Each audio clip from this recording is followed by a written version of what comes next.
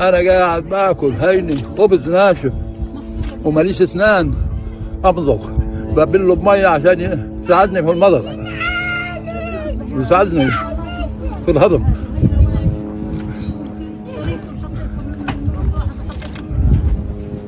ملهاش امان برضه. انا عايش على هيك من 3 اشهر وانا عايش على هذا الكلام، مش اليوم، من 3 شهور وانا عايش على هذا الكلام. الله يعينه الله يعينه.